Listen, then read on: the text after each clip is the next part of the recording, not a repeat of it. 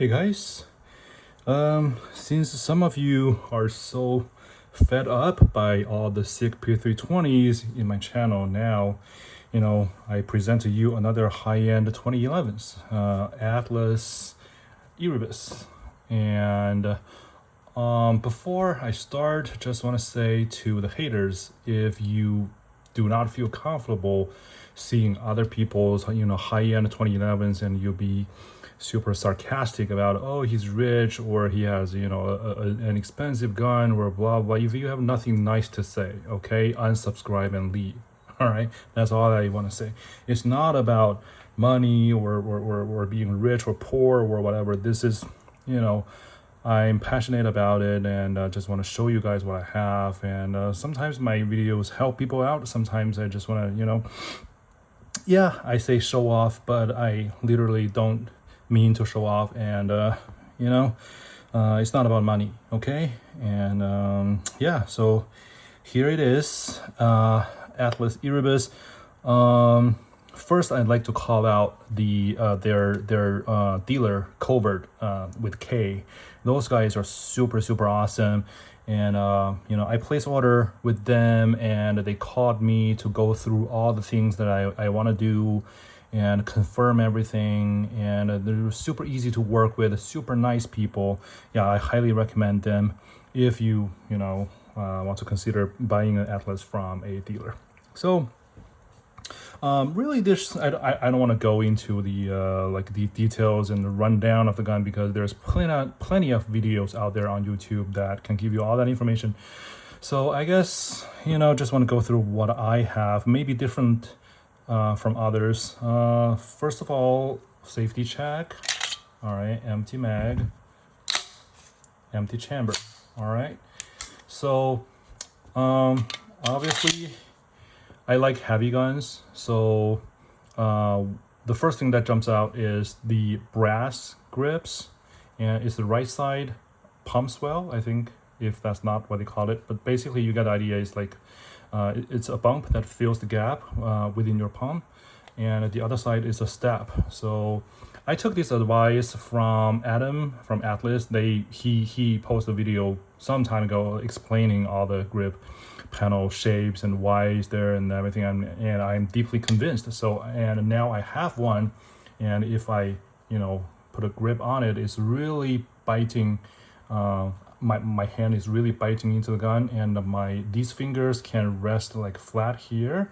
They don't have to be like popping out by the elevated grip panel, and then my supporting hand can wrap around, and then my this area can rest here and give an even stronger kind of what you call a bite into the gun.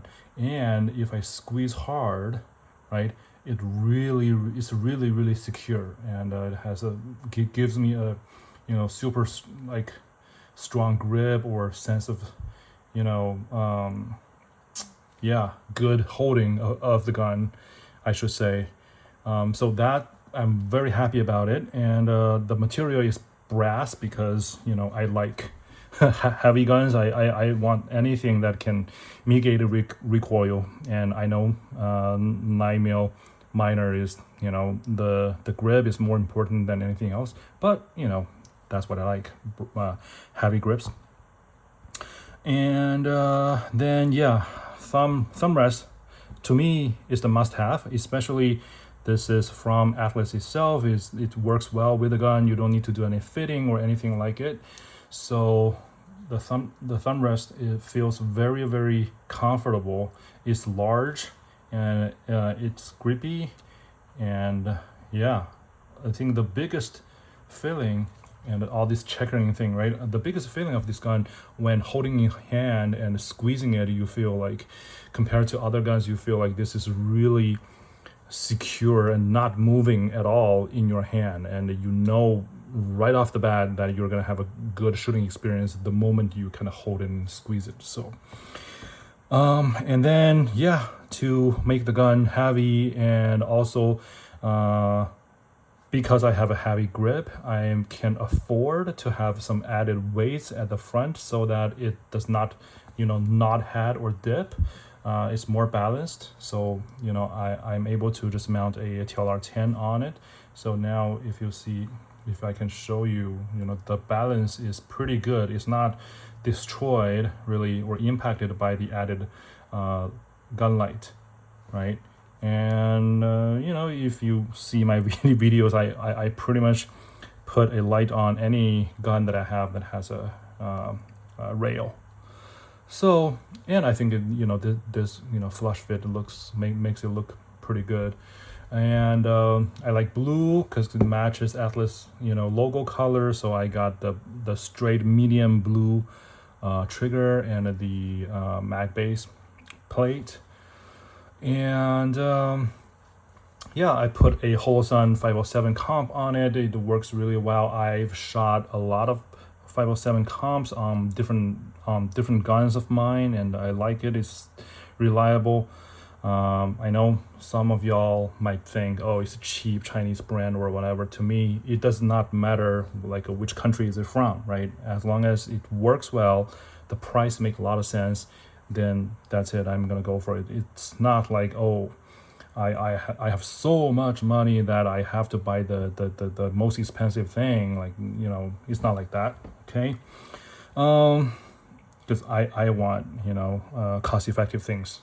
And then to add flavors to it, I replaced, you probably have seen already, I replaced the original grip screw and replaced it with something more kind of interesting, right? So these are screws from Infinity, and they are called, I think, Dragon Ball shaped. So these grip screws, and here the trigger screws, not sure whether you can see the kind of little Dragon Ball thing, and then the mag release button as well, see? And then the kind of extended mag release button, I think it's called Brazos or whatever. You can see this one from Atlas website. So I saw it and I feel like this must be kind of a approved accessory by Atlas. That's why they listed on their website. So I ordered this one and then put the Infinity screw on it, so that it looks more interesting, more fancier, gives it a little bit more flavor. And the original screws, they are boring. They are standard ones that you can see from Amazon or whatever. So anything else? I think that's pretty much everything I did to the gun. And as you know, I have a Infinity, and honestly, if I compare, so you must curious, like, how do I like between these two guns and what's the difference and those kind of things. I think right off the bat, I feel the biggest difference is the slide to frame fitting, right? So if you rack and Erebus in this, but I'm pretty sure it's like Atlas, all Atlas guns, you will feel like, you see, the slide is so smooth. All right, it's kind of gliding on ice already. It's super buttery. Okay, I honestly haven't shot this gun yet, so it hasn't been kind of quote unquote broken in yet, but it's already right out of the factory. You can feel like it's super smooth and it's like gliding on the ice.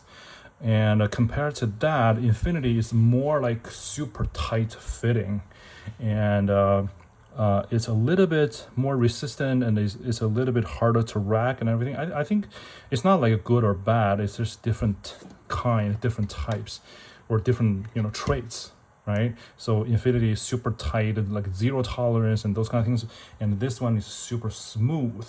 And with the smooth, you still don't feel any movement at all. So you can also call this one zero tolerance, but Infinity is probably even more tight and probably less tolerant on dirty guns.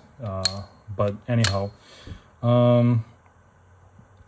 let me think. Other things like the trigger, I think the mechanism is different for Atlas. you can adjust there's a little hole here, so you can adjust the over travel, I think. Yes, by going a Allen wrench through here. As you can see, 2 holes.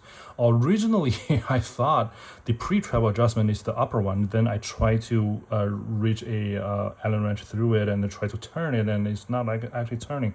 And then I realized by watching some Atlas, YouTube videos, I realized it's not a screw in here that you can turn from outside.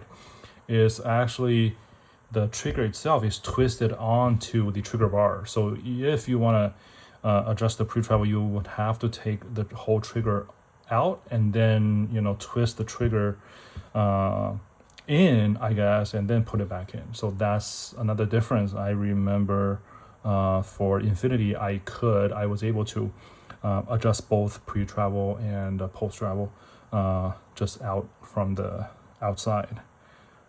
Because I usually would like my trigger to have pretty much like operating like a single stage, like no creep or take up at all. In this case, this is right out of the factory. There is kind of no noticeable, but kind of minimum take up. But I think I will have more idea once I shoot it if I really want to take it apart and make it a single stage per se. But from certain perspective, I think it's also not a bad idea if you have some pre-travel, because that will give you a sense of trigger return and everything, whether you are hitting the wall and those kind of things. So, but different people have different preference and those kind of things. You could say, zero pre-travel is like too dangerous or not reliable or whatever. But trigger pull, I think this one is a 2.5 trigger pull weight, and it's super crisp. Man, this is really, really good. So yeah, 2011, this is so good. I recently saw a kind of a discussion in my channel among subscribers. They are asking, compared to CZ 2011 triggers or trigger pulls, what do you feel? Yeah, I think there's nothing can beat the 2011 triggers. Even with the CZ, if you under single action, right? I think it can get fairly close if you upgrade the trigger or change the trigger pull, or change the spring, all those kind of things, install the Cajun Gunworks package and all those kind of things. I think you can get pretty close, and you can still get a very super short, crisp trigger pull, but it's still if you feel super closely, it's still nothing like the 2011 triggers, right? So yeah, talking about a CZ, right? I think I have a metaphor kind of thing. So Infinity is like a CZ TSO, because I have one. It's super tight, kind of hard to rack, zero tolerance, and you feel like it's super well made. And Erebus or Atlas is more like Shadow 2-ish. That's probably a metaphor. But you get the idea, right? So anyhow, that's my kind of on the table experience with Atlas, and I will have a video of shooting it, and I'm really looking forward to it, and that's pretty much it. Yeah, thank you for watching. See you next time.